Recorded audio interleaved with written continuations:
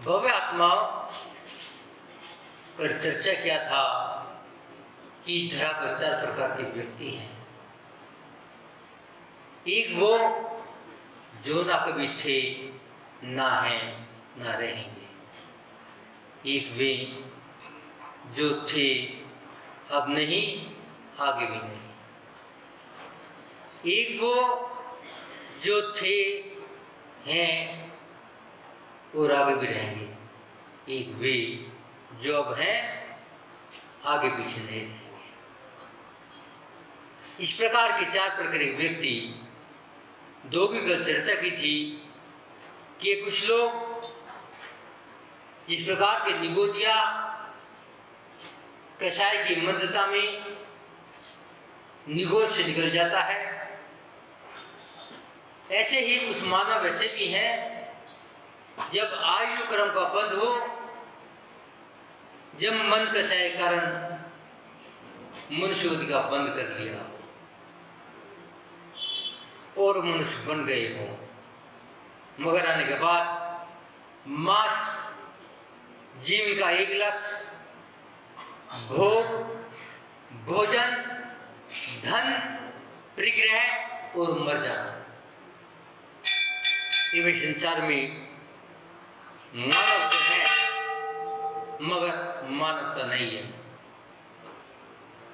जैन दर्शन में मानव होना कोई विशेषता नहीं है, लेकिन मानव के बाद मानवता पाना एक साधना है।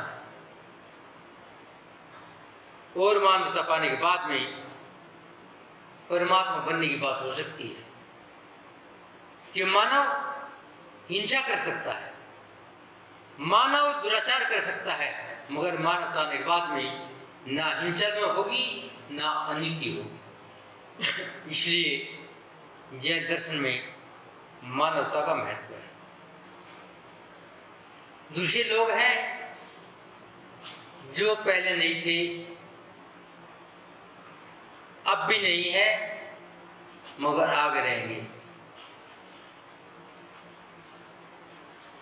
मेरे जी जिस प्रकार के मानव तो बने मगर कुछ पुण्य दान नहीं किया था, वो नीच कुल में जन्म हो गया। इस प्रकार का उदाहरण आता है एक चंडाल का कि पिछले पुण्य के कारण नीच कुल में जन्म लिया, मगर उसके पुरुषार्थ से और कोई निमित्त मिलने के कारण वे चंडाल मुनि महाराज से नियम ले बैठा कि 14 के दिन हत्या नहीं करूंगा, और मात्र एक दिन के त्याग ने उसे देव बना दिया। त्याग क्या था? यह था मैं चंडाल हूं, फांसी पर लटकाता हूं, मगर 14 नहीं लटकाऊंगा। मगर लोक की परिणति बड़ी विचित्र है, जिसे आप अर्धाग्नि कहते हैं। वही लोग के बस पति को बता देती है, मगर पति अपने नियम में दृढ़ होने के कारण सम्राट से सजा पा लेता है, और सजा का फल श्रवण का मेरे बेटे जो मांसाहारी वो बन गया है, अष्टांग दिनों में जिसने मांस नहीं छोड़ा है उसको बोरे में भरो, और चंडाल को बोरे में भरो, और से जहाँ भयानक अजगर है, मच्छ है, निकलने के छोड़ दो। दोनों को इसे तालाब में छोड़ दिया गया। बेटे को अजगरों ने तुरंत निगल लिया, मगर एक नियम के कारण चंडाल के लिए सिंहासन बन गया और वे आसन पर विराजमान हो गए। जय जयकार हो गई। मगर आज बड़ी विचित्रता है, जब नियम की बात करते हैं तो कहते हैं महाराज घर में चल जाएगा बाल की छूट। यही प्रभावांग है। और बहुत से मान तो इतने भी ज्यादा होते हैं, बाहर की छूट है, भोजन बाहर स्कूटर पर ले आओ, गाड़ी में ले यहीं बैठे कर लेंगे, क्यों घर की धोई जाए, परहेज है। तो विचार करो, ऐसे मानव क्या मानवता की श्रेणी में आएंगे? कल उदाहरण शेठ का भी दिया था कि वे मानव धरती पर बोझ है। रावण भी धरती पर था और राम भी धरती पर थे। रावण के पास धन था और राम वनवासी थे। रावण के पास सारे सुख, सारे वैभव, 3 खंड का अधिपति, मगर मानवता नहीं थी। उस मानवता के अभाव में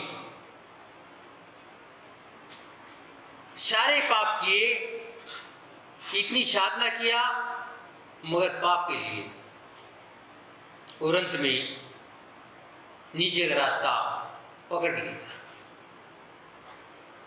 एक राम जिसके पास ना वस्त्र, ना भोजन, ना पात्र, मगर रोजाना मुनि के लिए इंतजार करता था। और आज की स्थिति बड़ी विचित्र है कि महाराज घर में व्यवस्था नहीं बनती। क्यों? क्योंकि फर्नीचर पड़ा है। तो आचार्य कहते हैं ये फर्नीचर से आ जाएगा, धर्म से तो दूर है। और मैं सत्संगति से, साधु से बचना चाहता हूं, लेकिन आचार्य ने कहा है जिसके घर में संत के पैर नहीं वो शमशान से कम नहीं। मगर मेरे सोफे के चक्कर में संत मेरे घर नहीं आएंगे, मेरे फर्नीचर के चक्कर में संत मेरे घर नहीं आएंगे, क्योंकि फर्नीचर की कीमत संत से कहीं ज्यादा है। तो विचार करो, आप इस धरा पर कौन है? क्योंकि आपके अंदर मानवता नहीं है।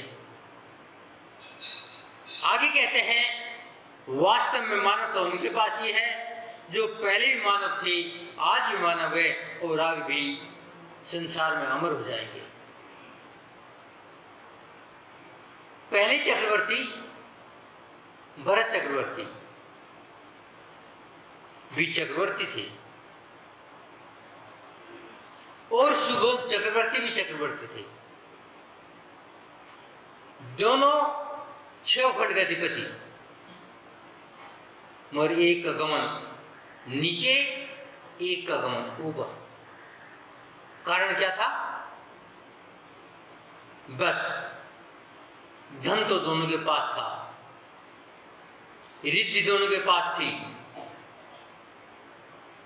छाण में रानी दोनों के पास थी। एक में मानवता थी, एक में मानवता समाप्त हो गई थी। एक भोग में था, एक योग में था, और एक योग ने मोक्ष पहुंचा दिया। मोक्ष में पहुंचा सकता है, स्वार्थ सिद्धि पहुंचा सकता है, और दूसरे के भोग नियम से नरक ही पहुंचाएंगे, और वो भी नरक 7वां होगा, बीच में कोई कंसेशन नहीं होगा। विचार करो, 7वां क्यों होगा? 7वें आगे क्यों नहीं होगा? क्योंकि पिछला पुण्य था, निगोद का बंद नहीं किया, और अभी 2000 साल की आयु पूरी नहीं हुई। जब 2000 साल पूरे हो जाएंगे उसके बाद निकल जाएगा। तो बंधुओं, विचार करके देखो कि हम इस धरा पर इन चारों में कौन सी श्रेणी के मानव है? मानव तो मात्र एक ही है जो तीनों योगों में, भूतकाल में, भविष्य काल में, वर्तमान काल में तीनों मानवता हो। यदि एक जगह में मानवता नहीं है तो मानवता की श्रेणी में नहीं आएगा।